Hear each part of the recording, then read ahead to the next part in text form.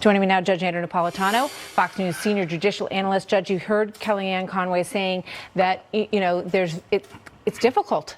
It's difficult to keep people from getting guns. In my mind, I look at this kid who was suspended from his school for having a kill list and a rape list. Why is it that when he goes to purchase a gun, his school record at his young age isn't relevant to the person who's going to sell it to him? Because school records are not part of the database that the FBI accesses and authorities in Ohio Why can't they be?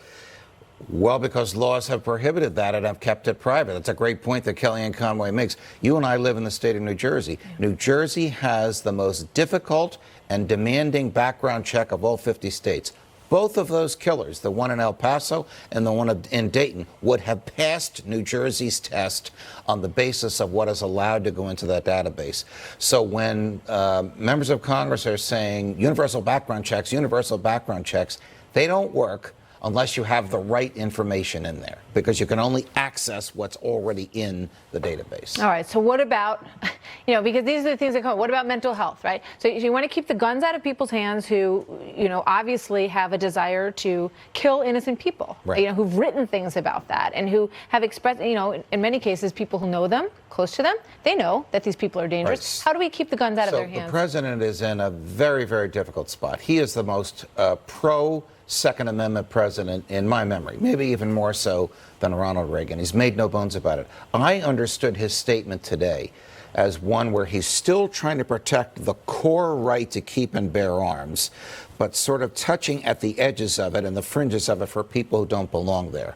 The problem is that some of the things that he wants to do, and which the Democrats have been calling for years, and even some Republicans now after the tragedy of last weekend, would profoundly violate first principles and profoundly violate due process. If something can be taken away, if a natural right can be taken away on the basis of fear of what someone might do rather than what someone did, then none of our rights are safe. So I think that all these red flag laws are unconstitutional because they are based on a fear that what you think the person might, could, and may do rather than what they've done. And we don't punish on the basis of fear in America. We punish only on the basis of demonstrable proven facts.